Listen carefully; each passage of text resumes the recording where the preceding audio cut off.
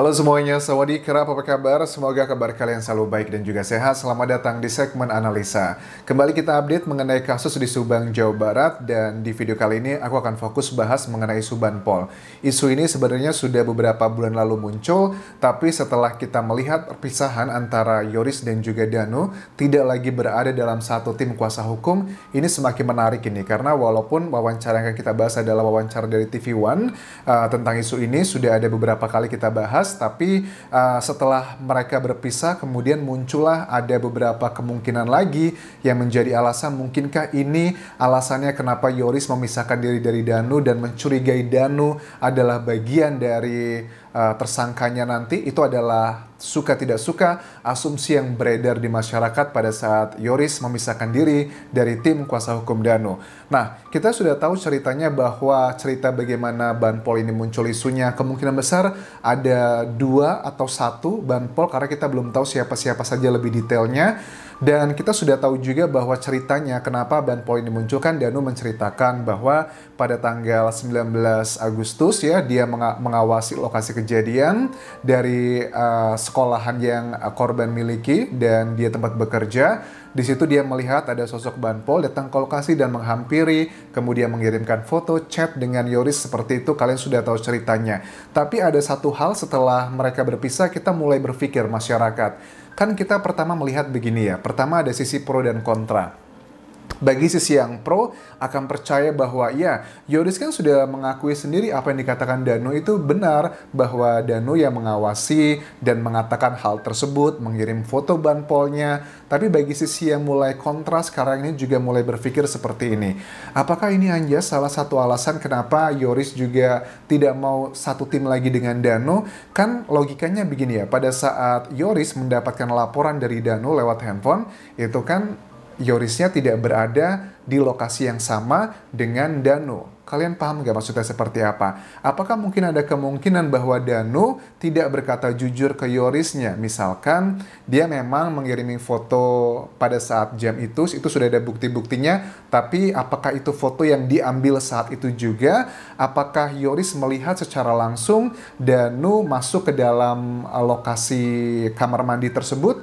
Itu kan hanya berdasarkan keterangan dari Danu sendiri, dan Yorisnya memang pada saat itu mengakui, mengamini bahwa apapun yang dikatakan Danu adalah benar. Tapi kok kita nggak bisa menutup mata di akhir tahun lalu Yoris memutuskan untuk bergabung dengan tim kuasa hukum Pak Yosep. Apakah Yoris merasa bahwa ada beberapa hal yang dikatakan Danu itu sebenarnya hanya berdasarkan keyakinan dia saja, tapi selama proses ini berjalan, Yoris menemukan beberapa hal yang tidak sesuai dengan keyakinan dia. Karena suka nggak suka, seperti aku bilang di beberapa videoku sebelumnya, Yoris ini sudah sangat sadar pada saat dia memindahkan tim kuasa hukumnya bersama Pak Yosep, itu pasti dia akan mendapatkan banyak cibiran dan juga serangan dari masyarakat. Terlepas itu benar atau salah kasusnya ya, apakah dia terlibat atau tidak, bukan itu fokusnya, tapi mengenai reaksi dari keputusan dia memindahkan tim kuasa hukumnya.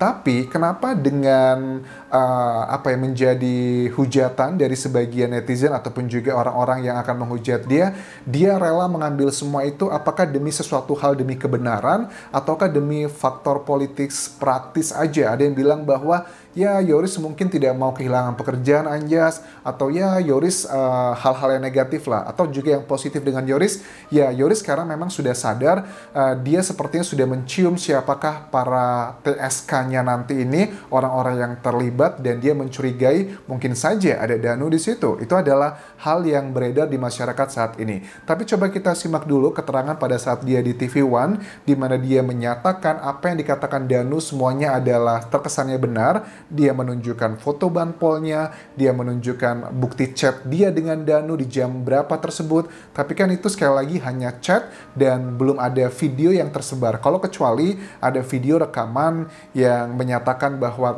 menunjukkan bahwa Danu bersama Banpol tersebut masuk ke lokasi kejadian, kemudian membersihkan bak mandi seperti dia klaim, itu akan evidence yang sangat kuat sekali. Tapi kalau sampai saat ini, aku cek di media massa, ini baru chat aja, dan chat tersebut tidak menunjukkan apakah dia di lokasi ataukah tidak, karena itu hanya gambar dan juga chat, bukan video. Tapi coba kita simak apa yang dikatakan Yoris berikut ini.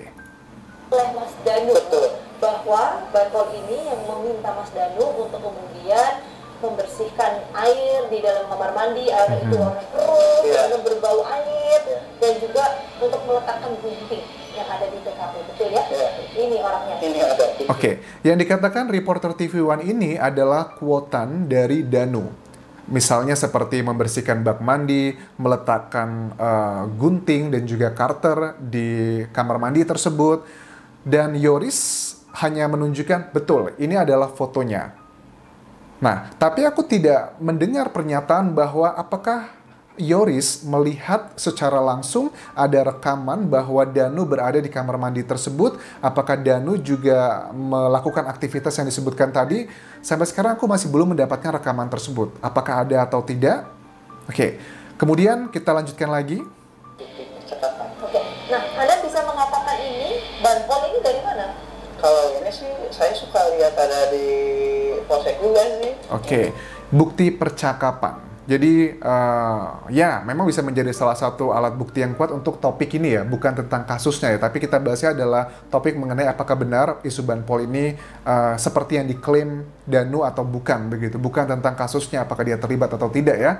Nah, di sini Yoris sangat yakin apa yang dikatakan Danu dari keterangannya, kita bisa lihat verbalnya. Tapi setelah kan wawancara ini tanggal 8 ditayangkan itu di 8 November 2021 dan Yoris itu memutuskan untuk tidak bergabung lagi dengan Danu dengan tim kuasa hukum yang sama itu kan di akhir Desember 2021. Notabene ada sekitar sebulanan lebih. Nah, apa yang terjadi selama sebulanan tersebut? Hal-hal apa yang membuat Yoris yakin bahwa ada beberapa keterangan yang dinilainya cukup untuk menjadi alasan dia tidak mau lagi bersama dengan Danu? Oke, coba kita simak apa yang dikatakan Danu juga dalam wawancara yang sama dalam program Fakta TV One. Ya airnya keruh sih, keruh. Coklat gitulah ya. Bau juga agak bau lah gitu. Oke.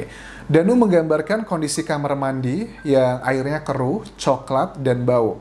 Kalian juga bisa cek di video aku sebelumnya yang aku upload di Januari tanggal 5, 2022 dengan judul Inilah Air Bak Mandi, Tempat Bersihkan Keduanya. Sebegitu kentalkah? Nah, jadi kalian bisa cek di situ lebih detailnya gambarannya seperti apa. Dan ini memang aku dapatkan gambarnya adalah dari beberapa orang yang mengirimkan foto ini dan masih dugaan apakah ini lokasi bak mandi yang dimasukkan tersebut.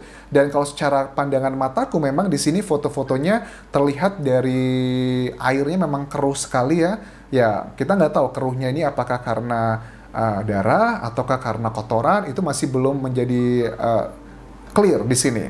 Oke, tapi kalau kita kembali tentang keterangan ini, ya jujur ya kalau secara pribadi, apakah Anjas menaruh kecurigaan dengan Banpol? Menurut aku sih ada hati kecilku juga yang berkata, ada bagian aku juga yang merasa curiga dengan Banpol tersebut.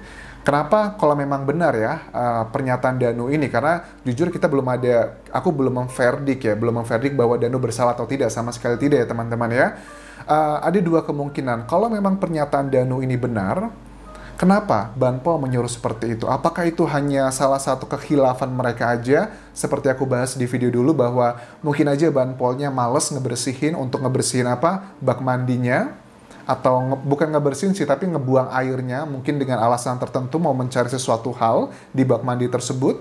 Dan mungkin belum dilaksanakan di hari sebelumnya. Karena ini kan kejadian di tanggal 19 Agustus ya. Yang notabene itu sehari setelah kejadian. Dan bisa dibayangkan di tanggal 18 itu sangat hektik sekali. Mungkin tidak semua hal-hal yang harusnya dilakukan oleh tim penyidik dikerjakan dalam hari itu. Tapi ada yang tertinggal, itu adalah hal yang manusiawi.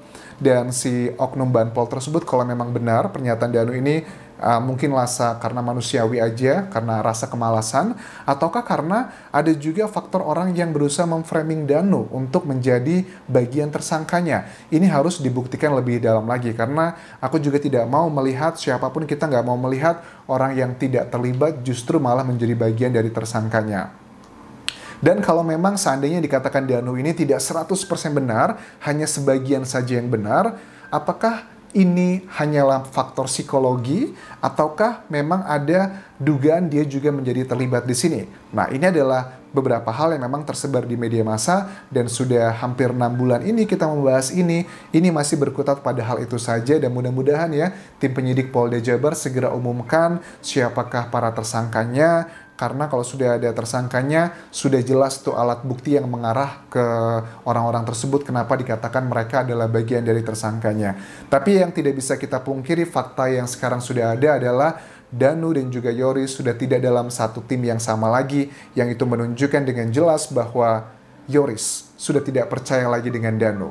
Apakah ketidakpercayaan itu adalah faktor psikologi, ataukah karena faktor politik praktis, ataukah karena dia merasa ada seseorang yang sedang dia lindungi, ataukah Danu juga dinilai Yoris menjadi bagian yang terlibat? Itu adalah beberapa hal yang tersebar di media massa, dan yang untuk bisa menjawab semua itu bukanlah tim pengacara masing-masing, tapi adalah tim penyidik Polda Jabar yang sudah mengambil kasus ini dari Polres Subang sejak 15 November 2021. Terima kasih sudah menonton video ini, sampai ketemu lagi di video berikutnya. Tinggalkan komentar kalian dan juga tinggalkan like serta subscribe channel YouTube ini ya. Kopun kerap semuanya.